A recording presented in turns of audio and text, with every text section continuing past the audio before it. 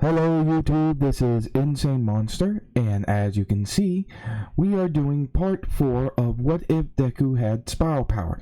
This was chosen via the winner of one of the names I drew for the What If Lotto. So, with that being cleared up, I do hope you will enjoy, and hope that you will also be enjoying my other what ifs.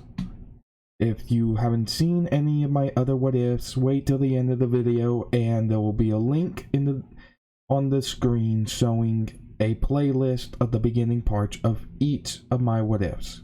With that being said, before we start, hit it.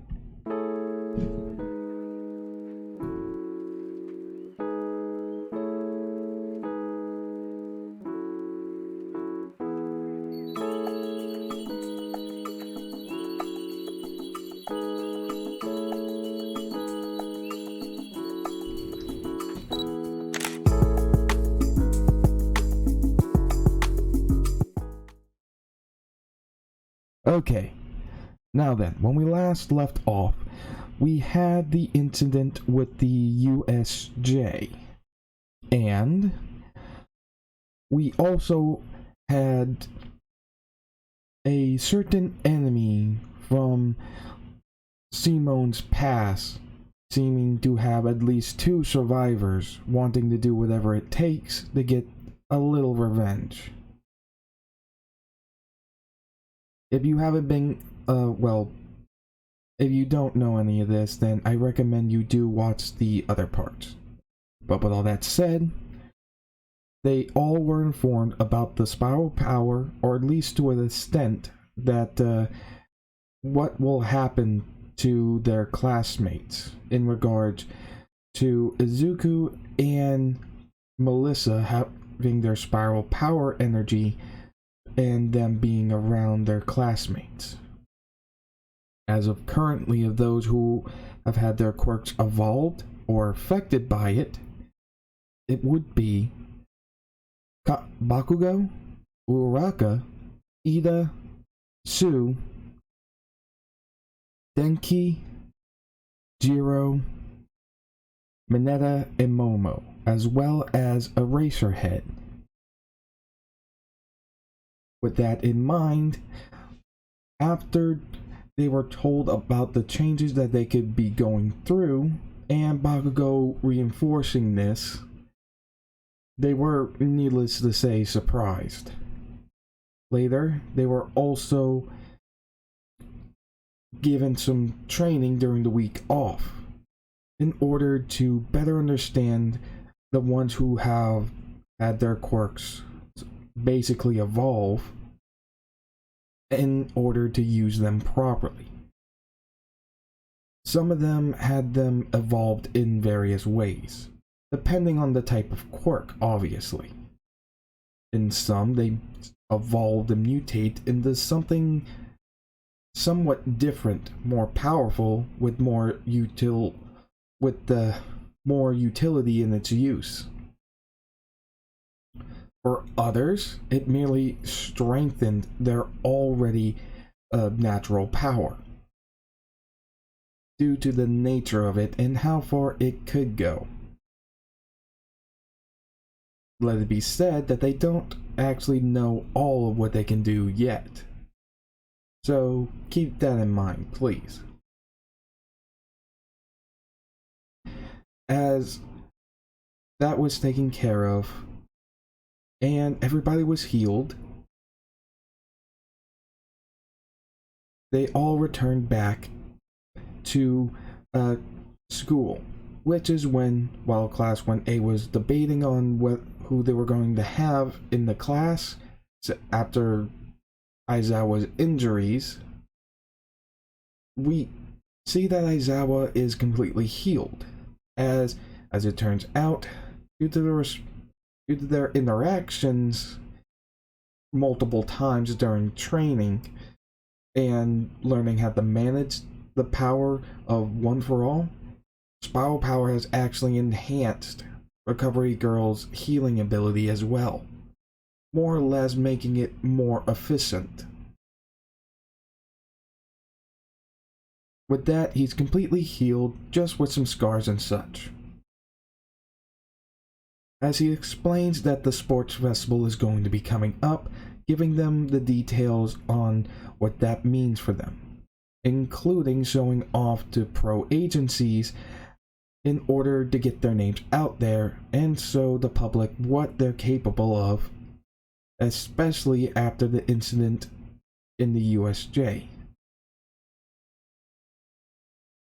There were questions on whether or not this should just keep going, considering they were just attacked, but Aizawa stated that yes, that is true, but this is also a way to show that we aren't going to bend to the villains. And it's also why I don't deal with politics, since Aizawa is an underground hero. With that, they're given time to train further, as those who have gained new abilities now practice on honing them more and more, getting them to a bit more manageable point, all the way up to the day of the UA Sports Festival. Obviously, due to their quirk, their so-called quirk being spiral power, Izuku and Melissa fill out registrations so that they can at least use their gauntlets. With these, they should be more than capable of taking care of what they need to take care of in the sports festival without actually, well, putting too much stress on their bodies by trying to make drills on their bodies. So yeah. With that, the UA Sports Festival comes as all the classes are introduced. Everybody is lined up in their classes, from the hero course, general course, support course, and business course. With that, Midnight shows up as the representative who will be more or less looking over the events of the first years, as he calls up Izuku Midoriya, as he did get the highest score in the entrance exam for the hero course. He walks up as he looks around, seeing everybody, breathing in and stating, "Everyone, we're here to show off what we can do. I know that some general course students are aiming to get into the hero course, and depending on how it ends, that can happen, as well as hero course students that may end up being bumped into general studies. That is also a possibility that everyone should keep in mind. I also see support course students wearing their gear to show off. This is to show off what we all can do. I'm going to give it everything I have, and I expect everything you all have as well. And I'll be looking forward to seeing who comes out on top. Because no way am I going to give it up without a fight." As he ends his speech, he just walks off with the crowd cheering, with him giving a slight challenge, while also telling them to give it all they have so that they don't hold back, because he wants to be able to test himself and yada yada yada and all that. With all that said, Midnight reveals that the first event is going to be an obstacle course. As everyone is getting set and stretching out, Izuku and Melissa notice something. As Melissa states, "Hey, you notice it too, right?" Izuku states, "Yeah, too many people, and the hallway's too small. But I don't think that should be a problem for us, right?" with Melissa smirking, stating, "Yeah, I've been working on some new tricks," with Izuku smirking, stating, "Same." As the bell goes off in order for the race to start, Melissa uses her gauntlets to channel spiral energy in order to make her drill whips, stabbing into the upper part of the hallway to more or less spider walk with her drill whips, as Izuku powers up one for all and jumps from wall to wall. As similar to in canon, we see Todoroki freeze the ground, while a number of Class 1A students are able to avoid this. As everyone lands down from avoiding the ice, they are able to keep going to the point to where they reach the robots. As like in before, Mineta goes to try to attack Todoroki, but is hit by a robot. Though this time, after being hit, he stumbles to get up a bit as the grapes on his head rapidly begin to pop off but stick together without him grabbing them, more or less creating a chain for each grape that is on his head. If I'm not mistaken, it's about 4, meaning he has 4 rope-like grape attachments from his quirk pop-off. This being something that happened after his quirk evolved from being with Izuku helping him out against the villains in the shipwreck zone. He can now automatically rapidly pop off his sticky balls and control them while they're still attached to him. Though once they detach, they're no longer controllable. And he still has the side effect of bleeding when he pops off too much. But he is able to restrain the robot with ease as he hurries up trying to get out, as the others show up as well. Ochako using her more trained evolved quirk to tap on some of the lesser point robots and manipulate them, since she can now manipulate their personal gravity after touching them with her little paw pads on her fingers, tossing them at the other robots, causing them to explode. Ida is able to kick much harder, being able to use, let's say, a lesser version of the reciprocal burst, though not as fast as in canon, does help deliver stronger kicks, though he is now wearing sin guards to lessen any damage that comes from it, since he doesn't have the armor from his hero suit on. Sue is actually shown to be more quick as well as more agile with more powerful kicks as well. Overall, her evolution has resulted in her power has resulted in evolving in a overall strength and frog ability boost. Next would be Denki, who more or less power has evolved to be able to fire out on his own command without the help of a tool, being able to shoot out his lightning whenever he wants and hitting what he wants.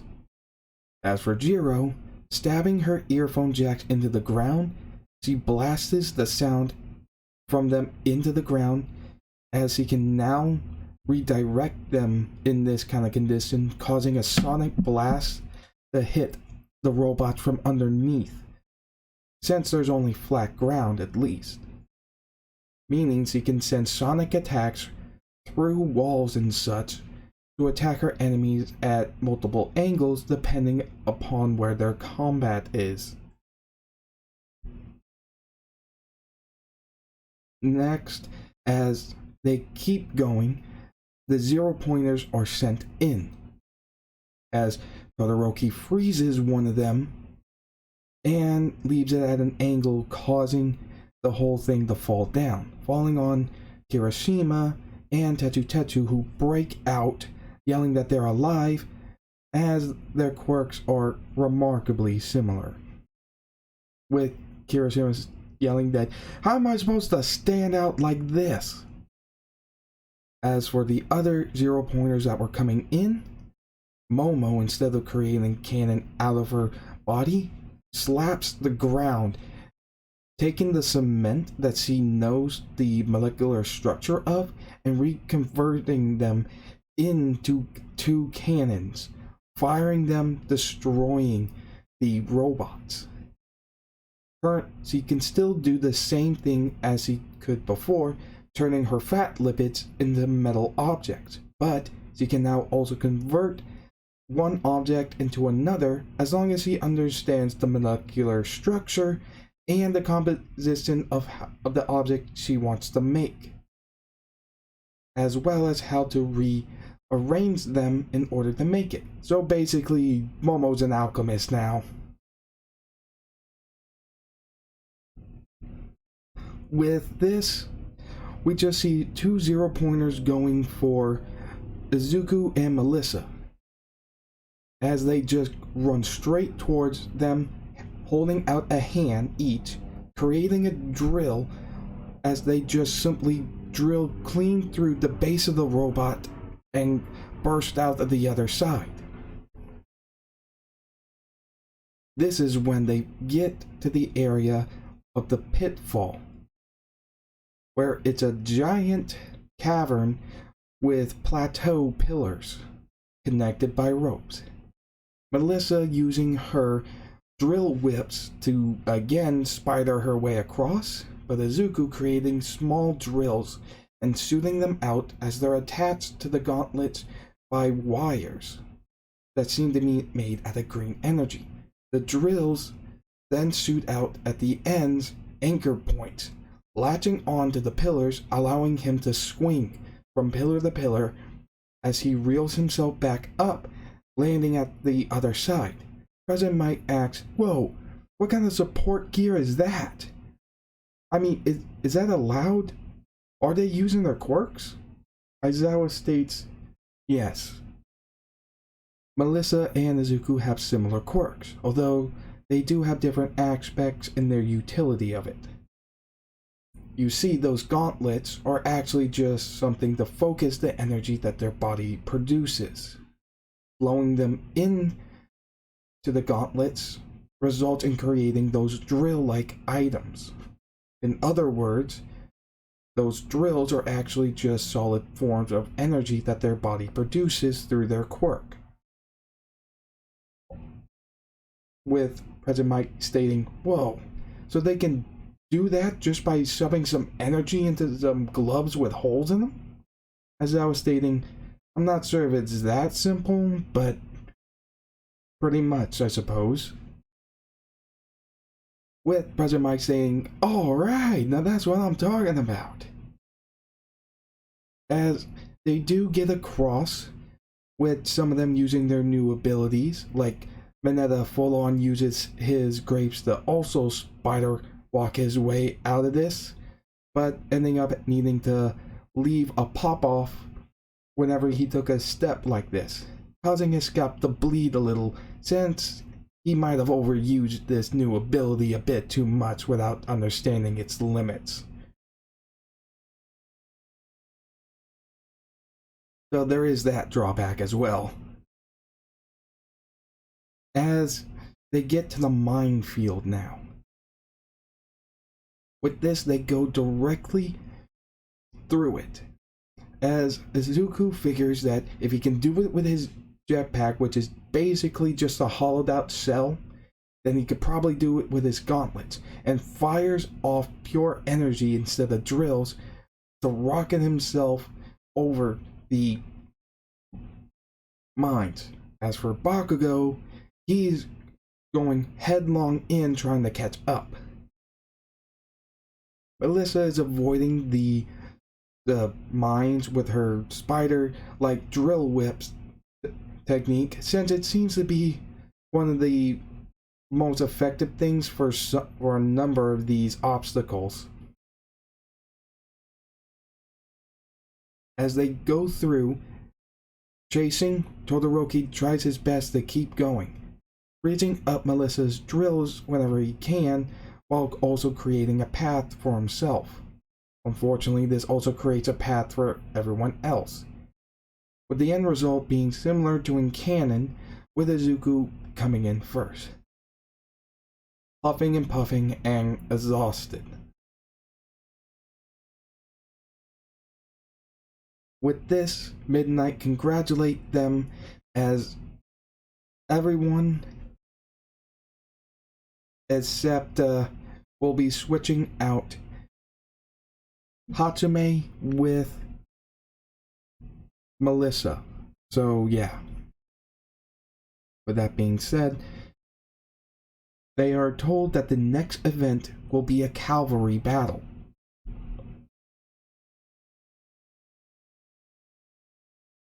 And, as you would probably guess, since Hatsume is out, we'll switch her with Melissa, as everybody else is paired up in similar teams. So yeah.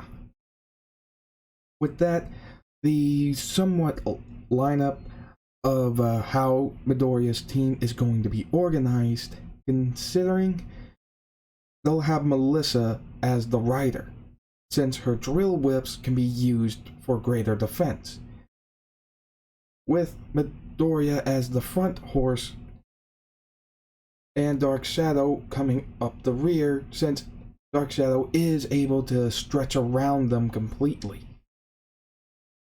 With that and all the teams set, the cavalry battle begins.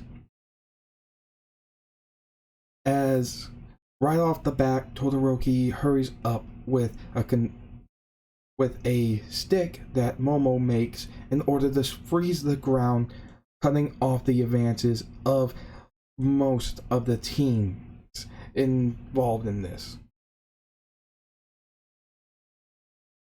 As Shinso, like in canon, just goes on the slide to grab people's points here and there, while Bakugo and his group decide to go after points like crazy, even using his floating charges to disrupt people's footwork by throwing them off balance, creating unsteady ground.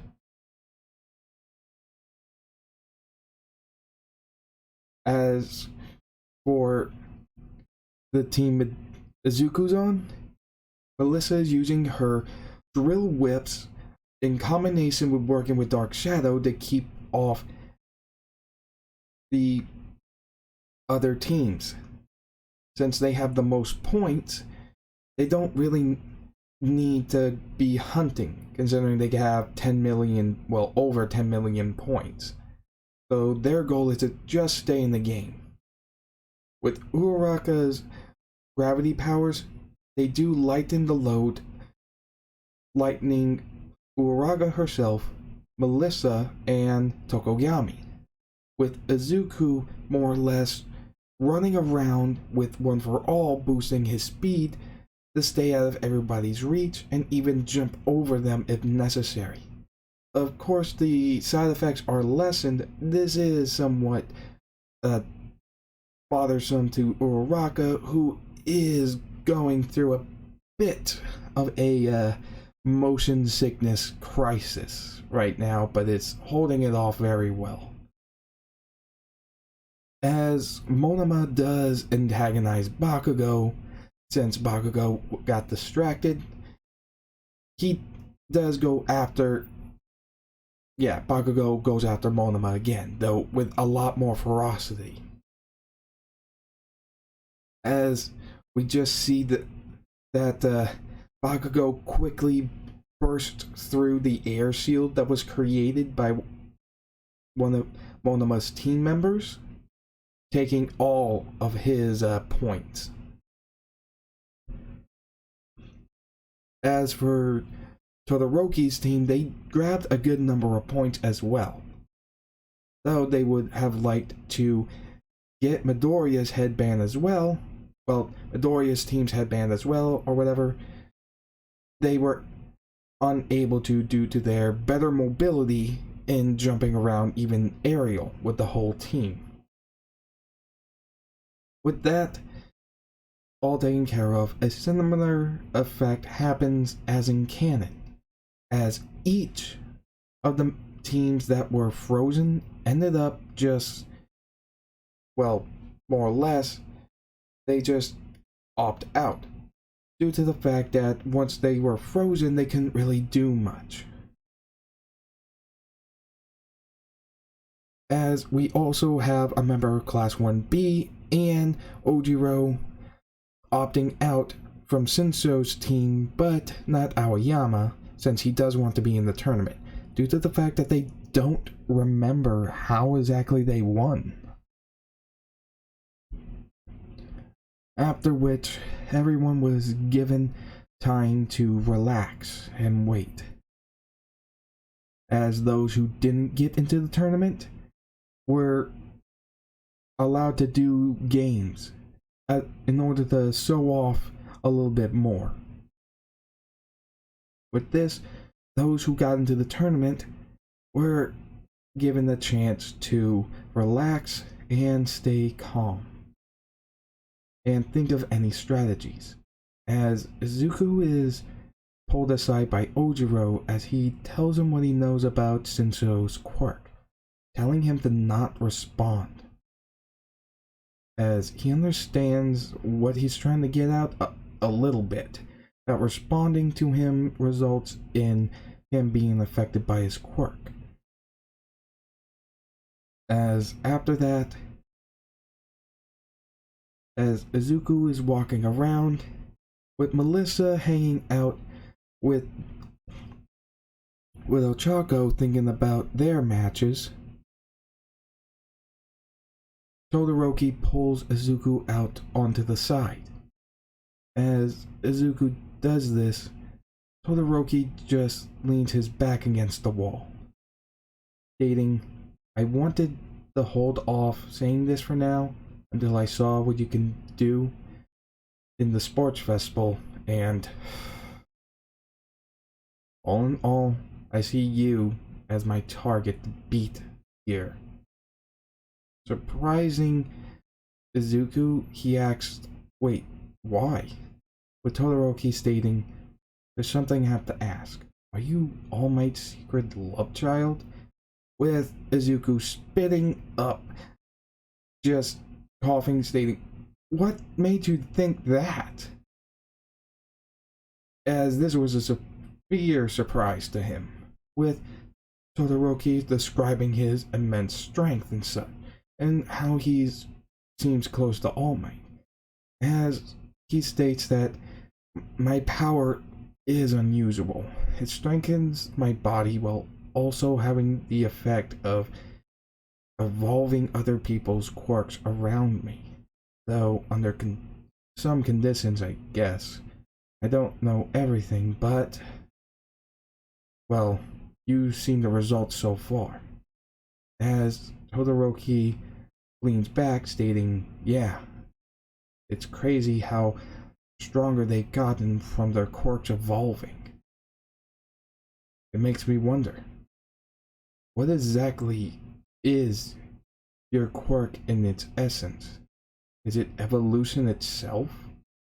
As Izuku remembers Simone and how he explained it, Izuku sighed, remarking, "Who knows, I guess, huh?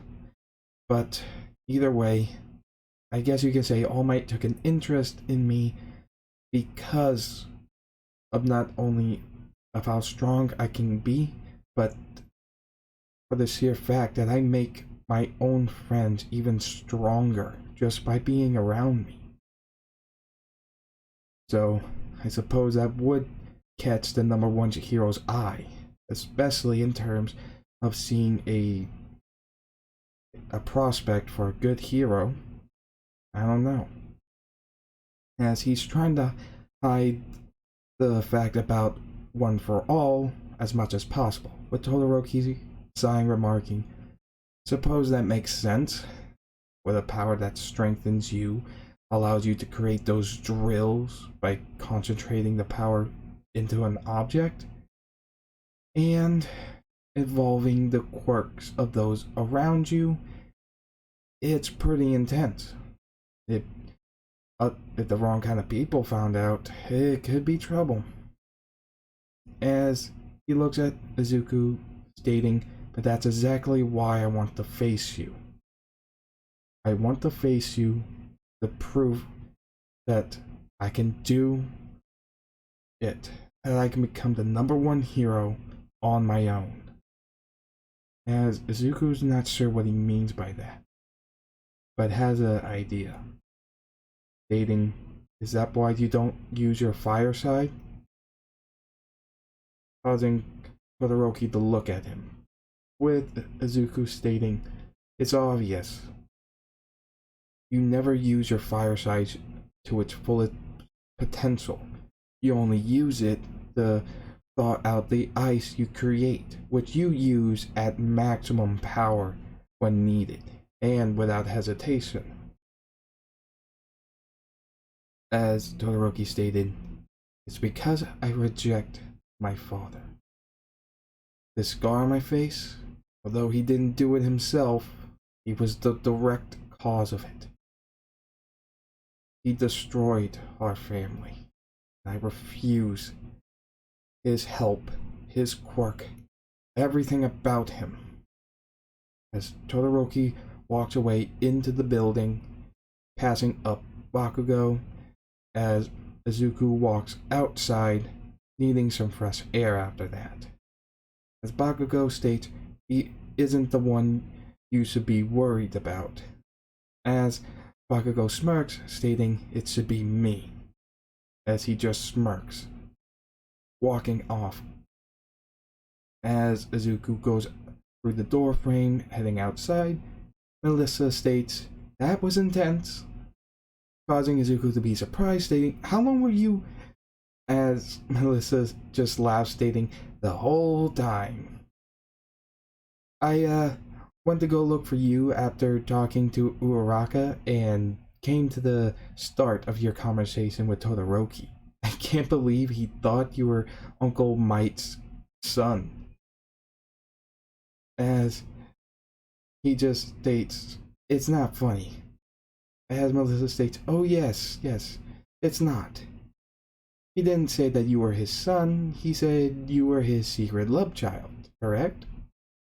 Causing Izuku to state, oh, please stop. That was weird enough. Hearing out of his mouth, please, I don't want to hear it come out of yours. With Melissa laughing, stating, it's fine. It's weird, but it's understandable given the situation. And I think you made a somewhat reasonable explanation. But, he does seem to have his own set of issues he needs to work out, huh? With Izuku sighing, stating, I guess so. As they just walk off and get something to eat. And this is where we'll be ending it for right now. The next part will be where we do the tournament portion of the sports festival. So I do hope that you will see me next time for this, and that you guys will enjoy. With all that said, please remember to like, comment, and subscribe, hit that notification bell, and I'll see you guys later.